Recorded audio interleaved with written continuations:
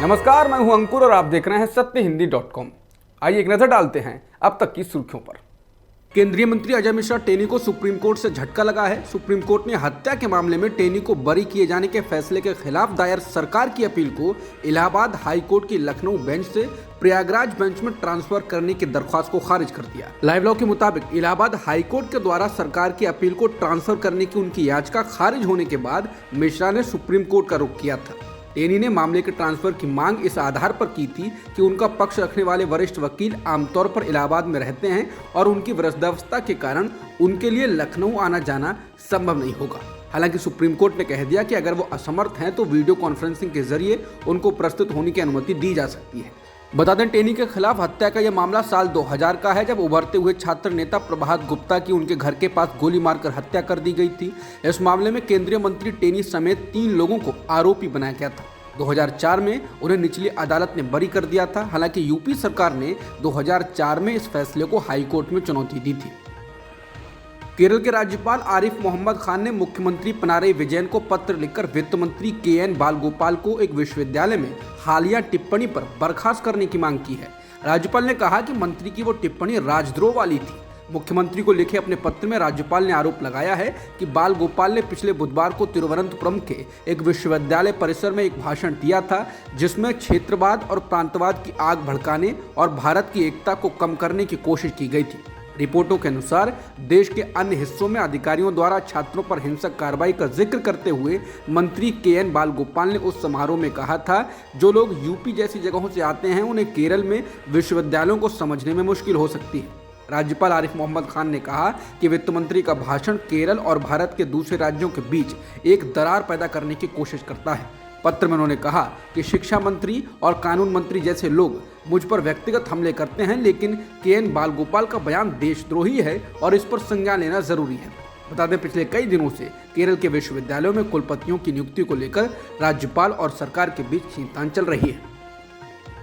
कर्नाटक में लिंगायत संप्रदाय के संत बसवलिंगा स्वामी की आत्महत्या के मामले में हनी ट्रैप का मामला सामने आया है।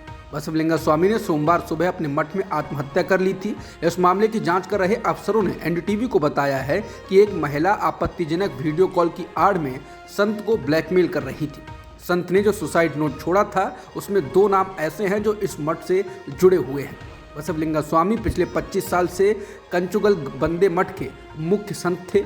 ये मठ 400 साल से ज़्यादा पुराना है। संत ने जो 2 पन्ने का सुसाइड नोट लिखा था उसमें कुछ लोगों पर आरोप लगाया गया था कि वो लोग उन्हें उनके पद से हटाना चाहते थे और इसके लिए उनका उत्पीड़न कर रहे थे। बसवलिंगा स्वामी 44 साल के थे। दिल्ली के मुख्यमंत्री अरविंद केजरीवाल ने बुधवार को कहा है कि केंद्र सरकार को नोटों में गणेश लक्ष्मी की तस्वीरें लगानी चाहिए। केजरीवाल ने वीडियो संदेश के जरिए कहा कि आज भी डॉलर के मुकाबले भारतीय रुपया लगातार कमजोर हो रहा है। आज भी भारत विकासशील देश ही क्यों है, लेकिन हम चाहते हैं कि भारत विकसित हो और सभी लोग अमीर बने।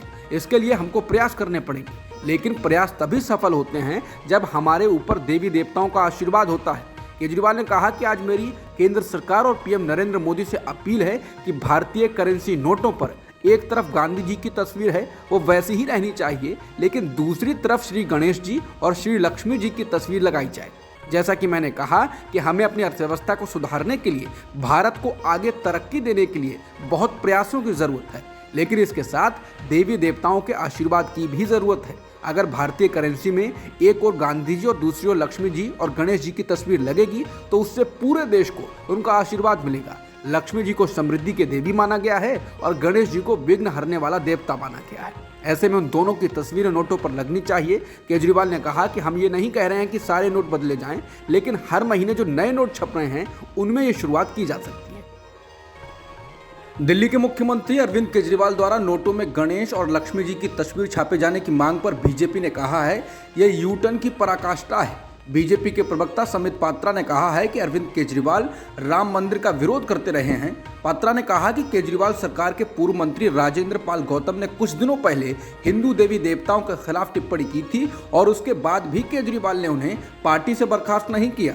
उन्होंने कहा कि अरविंद केजरीवाल कश्मीरी पंडितों के नरसंहार पर बनी फिल्म द कश्मीर फाइल्स पर दिल्ली विधानसभा में ठहाके मारकर हंसे थे। पात्रा ने कहा कि केजरीवाल आज हिंदू बनने की कोशिश कर रहे हैं और ये यूटर्न की पराकाष्ठा है। पात्रा ने कहा कि अरविंद केजरीवाल ने कश्मीरी हिंदुओं को दिल्ली में नौकरी देने से इनकार कर दिया था। पात्रा ने कहा कि लक्ष्मी गणेश की पूजा के वक्त स्वास्तिक चिन्ह बनाया जाता है, लेकिन इसी स्वास्तिक चिन्ह को झाड़ू से मारने वाली तस्वीर को केजरीवाल ने ट्वीट किया था और ये ट्वीट जनता के सामने है।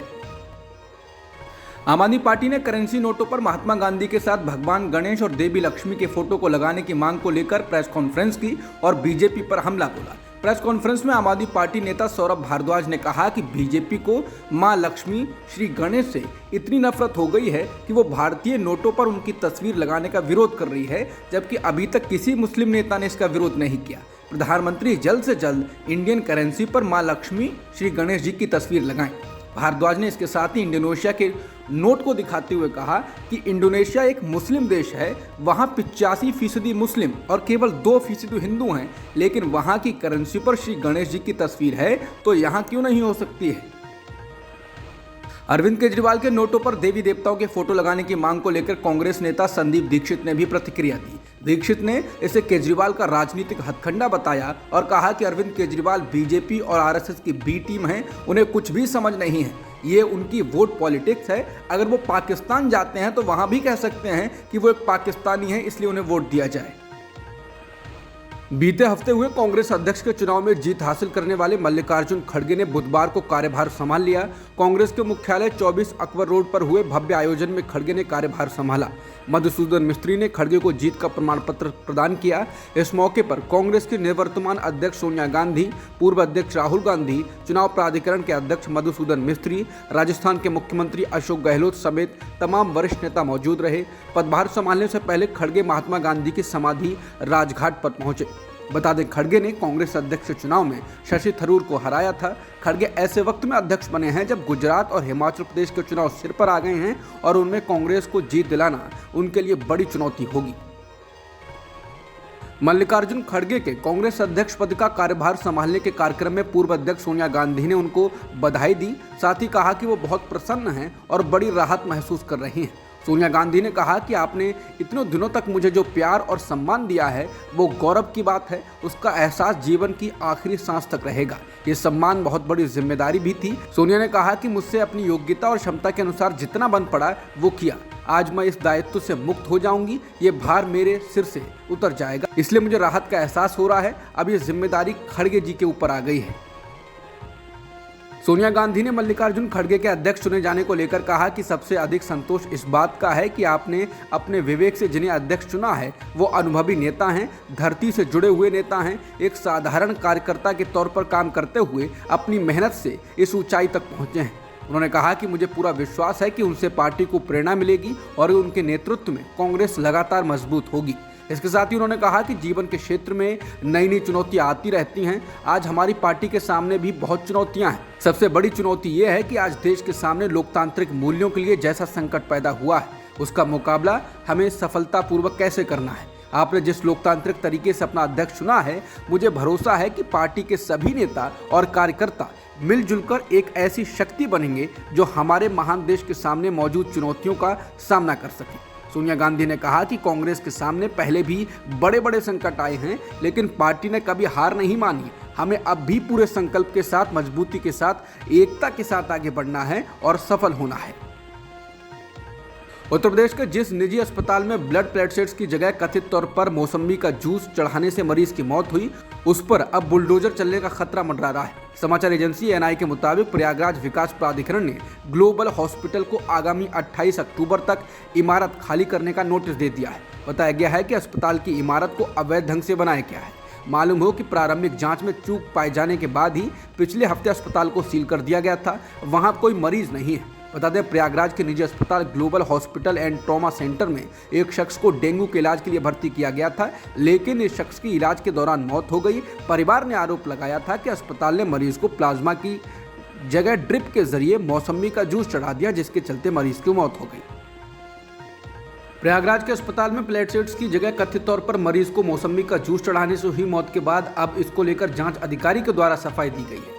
अधिकारी ने कहा है कि डेंगू से जिस मरीज की मौत हुई थी उसे खराब संरक्षित प्लेटलेट्स दिए गए थे, उन्हें मौसम्बी का जूस नहीं दिया गया था। जिलाधिकारी संजय कुमार खत्री ने ग्लोबल हॉस्पिटल में मौसम्बी के जूस चढ़ाए जाने वाले मामले पर बताया कि ग्लोबल हॉस्पिटल में एक मरीज की मौत हो गई थी। मामले पर एक 3 सदस्यीय कमेटी गठित की गई थी। रिपोर्ट में पाया गया है कि खराब संरक्षित प्लेटलेट्स चढ़ाए जाने के कारण मरीज की मौत हुई थी। मरीज को मौसम्बी का जूस नहीं चढ़ाया गया था। रूस और यूक्रेन में और बिगड़ते हालात के बीच भारत के रक्षा मंत्री राजनाथ सिंह ने रूस के रक्षा मंत्री से बात की और कहा कि परमाणु हथियारों का इस्तेमाल नहीं किया जाना चाहिए। समाचार एजेंसी रॉयटर्स ने एक सरकारी बयान के हवाले से बताया है कि रक्षा मंत्री राजनाथ सिंह ने अपने रूसी समकक्ष सर्गेई शोइगु से इसको लेकर बात की है। रिपोर्ट के मुताबिक सिंह ने परमाणु हथियारों के उपयोग की आशंका को मानवता के मूल सिद्धांतों के खिलाफ बताया और बातचीत और कूटनीति के माध्यम से संघर्ष का जल्द ही समाधान निकालने की बात को दोहराया। राजनाथ सिंह ने अपने समकक्ष से ऐसे वक्त बात की है जब रूस ने आशंका जताई थी कि यूक्रेन की ओर से डर्टी बम का इस्तेमाल किया जा सकता है। हालांकि यूक्रेन और पश्चिमी देशों ने रूस के इस आरोप को खारिज किया और इसको रूस के द्वारा युद्ध को बढ़ाने का एक बहाना बताया। पाकिस्तान में हाल ही में चुनाव आयोग के द्वारा अयोग्य घोषित किए जाने के बाद पाकिस्तान तहरीक इंसाफ यानी पीटीआई के अध्यक्ष इमरान खान ने मंगलवार को घोषणा की है कि वो देश में जल्द चुनाव कराने के लिए लाहौर से इस्लामाबाद की ओर मार्च निकालेंगे। इस मार्च की शुरुआत 28 अक्टूबर की सुबह 11 बजे लाहौर से होगी। इमरान खान ने कहा कि हम लिबर्टी चौक पर इकट्ठा होंगे और इस्लामाबाद की ओर मार्च करेंगे। वहीं पाकिस्तान के गृह मंत्री राना सनाउल्लाह ने कहा है कि पीटीआई को इस्लामाबाद में शांति व्यवस्था बिगाड़ने से रोकने के लिए सभी जरूरी इंतजाम किए जा रहे हैं। ऑस्ट्रेलिया में खेले जा रहे T20 विश्व कप में आज आयरलैंड ने इंग्लैंड को हराकर बड़ा उलटफेर कर दिया। हालांकि मैच बारिश के कारण रोकना पड़ा और इसलिए बारिश से प्रभावित मैच में आयरलैंड ने इंग्लैंड को 5 रनों से हराया। जीत हार का फैसला डकवर्थ लुईस नियम के आधार पर हुआ। मैच में इंग्लैंड ने टॉस जीतकर पहले फील्डिंग करने का फैसला किया। आयरलैंड की टीम पूरे 20 ओवर नहीं खेल पाई और 19.2 ओवर में 157 रनों पर आउट हो गई। लेकिन इंग्लैंड की शुरुआत भी खराब रही और एक के बाद एक विकेट गिरने लगे। 15वें ओवर में जब मुकाबला रोका गया तब इंग्लैंड की टीम 5 विकेट पर 105 रन ही बना सकी, जबकि डकवर्थ लुईस नियम के हिसाब से उसे जीत के लिए 110 रन की जरूरत थी, यानी 5 रन से मुकाबला इंग्लैंड हार गई। अब तक की खबरों में इतना ही। बाकी खबरों के लिए बने रहिए सत्यहिंदी.com के साथ।